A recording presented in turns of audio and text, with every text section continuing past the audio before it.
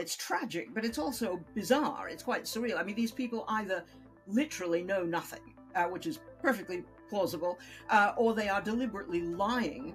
And that's what they're accusing this poor man, Goldberg, the editor of The Atlantic magazine, who, as you say, was so scrupulous about not revealing the security secrets that were contained in that correspondence. Camilla, are you ready for your re-education? That apparently is what the Chancellor is planning in her spring statement.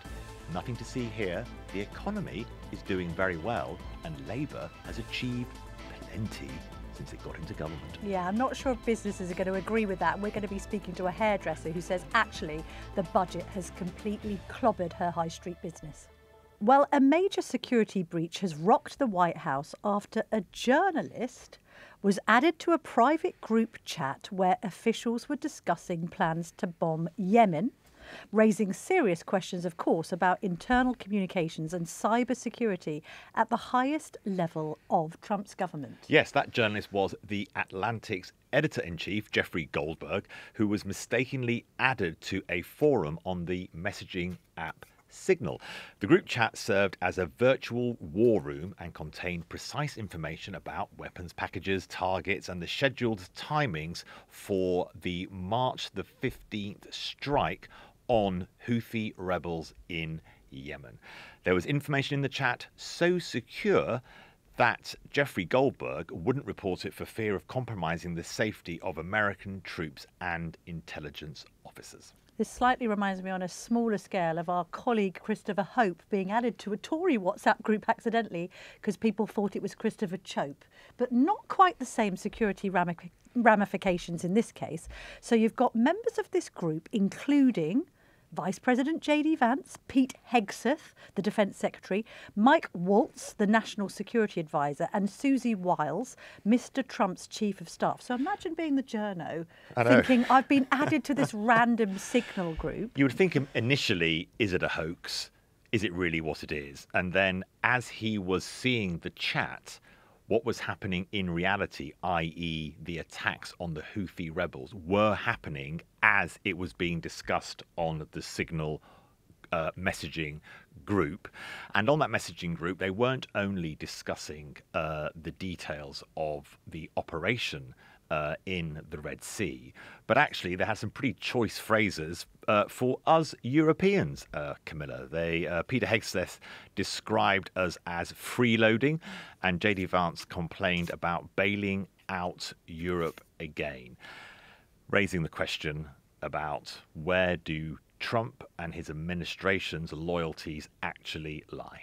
Also, the journalist points all this out, to be fair, completely honourably, leaves the group, makes sure he doesn't report at all on the content that could have been a risk to national security, and then gets completely traduced by the White House, who say that he's a make-up merchant. I think Hegseth himself denied texting these war plans and said that the author, Goldberg, quotes, peddles in garbage. But let's bring Janet Daley, our Telegraph columnist, into the conversation, because you've written a very punchy piece. And it's crucial to point out that you're American-born, Janet. I know you've spent your whole life in the UK, but you're also a Republican supporter. But you've got no truck with this whatsoever. Let's look at the headline on your piece. America has ceased to be the leader of the free world. Do you really believe that, Janet? Oh, yes, by choice. I mean, they have decided that they are no longer the leaders of the Western free world, or what we used to call the free world, Western Europe. And this is the most extraordinary renunciation of what used to be considered to be America's moral mission in the world. But it's a repudiation of the values themselves. I mean, these people are going around spousing Kremlin talking points now about this mythological history of Russia, the fact that Ukraine is a Nazi-run government, that it isn't a proper country, that it has no right to claim the territories that Russia is trying to appropriate.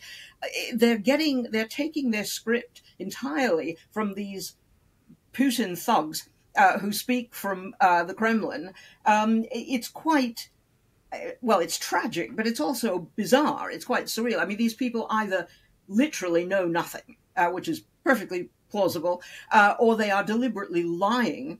And that's what they're accusing this poor man, Goldberg, the editor of the Atlantic magazine, who, as you say, was so scrupulous about not revealing the security secrets that were contained in that correspondence.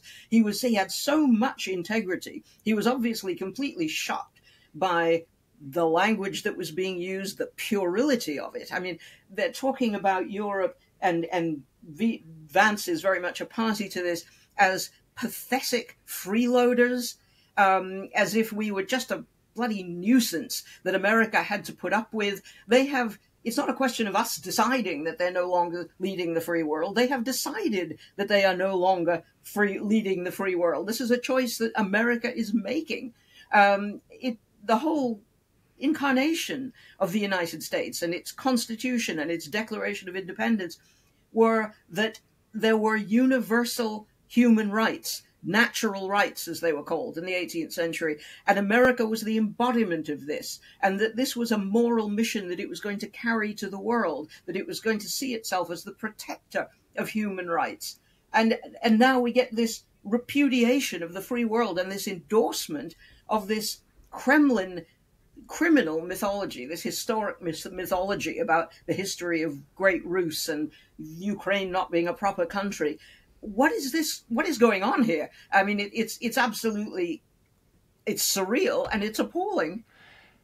Janet, when Donald Trump was elected for the second time to become the 47th president of the United States, were you hopeful? Because, of course, a lot of things that Donald Trump said he stood for and has done, which is, for example, cutting back the state, ending a lot of diversity, inclusion policies, stopping a lot of things that were irritating a lot of Americans about the way the Democrats were running the US. So when he was elected, Janet, were you optimistic? Have you changed your mind? Changed my mind's a bit strong. I was optimistic that he might be a bit less ideologically driven. The things that you mentioned that he's got right, as it were, the anti-woke stuff. JD Vance got a lot of credit in Europe and in this country for saying things in that Munich speech that we all liked, you know, the sort of the anti-woke mentality, if you like. He conveniently forgot that whole ideology was invented in America. Critical race theory, white guilt, inherited white guilt, that was all an American ideology, which we imported in this rather pathetic way, I'm afraid, that the British and the Europeans have of importing American fashion. So to blame us for being hysterical about diversity, taking the knee and all of that, is a bit unjust when it was an American invention to begin with. To repudiate it in America is fine. That would have happened anyway. It certainly would have happened here anyway, because most of that stuff is insane. A lot of the diversity and inclusion stuff is wrecking the economy. Most people don't agree with it. To the extent that it began as a compassionate thing, it's gone horribly wrong. So there was never any need to elect Donald Trump to get a correction on that. So what are we giving him credit for? I mean, now what he's doing, I mean, the trade wars and the tariffs that he's imposing and the threat to take over Canada. What is he going to do? Send in troops, assuming that Canadians don't want to be the 51st state? Is he going to send in occupying troops to take over Canada and Greenland? I mean, this is crazy. And it's diametrically opposed to what the moral mission of America was supposed to be, which was anti-colonial, anti-imperialist. And he seems to believe that if everybody gets the chance to be rich, they won't care about anything else. Nationhood, their own history, their own historical sense of identity, none of that matters. All that matters is that people be allowed for a chance to get rich, because he actually believes that. And it's quite surreal. I mean, that's the only way to describe it. And I think it does put righties in a conundrum, because on one hand, we can support some of what he's doing. On the other, it seems indefensible. Janet, how do you think the next 4 years are going to play out? Does this get worse or better? It entirely depends on whether the Americans who see this, I hear Americans being interviewed all the time on American networks and here. People like John Bolton, for example, who have tremendous integrity and understanding of what the American identity is supposed to be about. And they are shocked. I can hear the shock in their voices. Every American school child, I did have my schooling in America, grows up with the constitutional principles embedded in their consciousness. It's like learning to say the rosary. And they are as shocked as I am. Now, if they get their act together, the Democrats get their act together, and the Republicans who are opposed to Trump get their act together, then everything will change with the midterm elections, because he will lose control of both houses of Congress, and then he will be effectively powerless. And that's all we can hope for. And then, of course, the presidential election that follows, JD Vance was supposed to be the heir apparent, but he's a monster as far as we can tell. I mean, I don't know whether he's being just opportunistic and trying to stay in with the boss, so he's going even further and saying even more extreme things than Trump is saying, and that he will suddenly come to some great revelation in the second 2 years of the administration and start talking sanity and maybe thereby get reelected. But that's too far away philosophically even to try to prophesy. It's the midterm elections that are going to matter, and the Democrats have to get themselves together. Chuck Schumer, who is the Senate Minority Leader, is coming in for a lot of criticism for not being aggressive enough, but I think that's partly because everybody is in shock. Janet raises a really good point there about succession. I'm currently reading, I told you, didn't I, Hillbilly Elegy, JD Vance's autobiography, which is interesting and it is well written. And this was back in the day when he was a never-Trumper.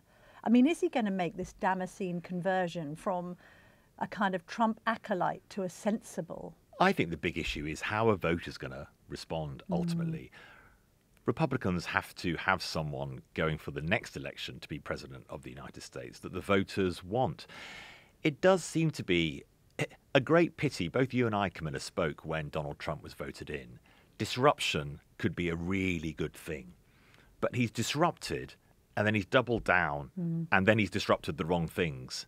And as you say, not just for people of the right, but for people who know that the establishment pre-Donald Trump needed to be shaken up.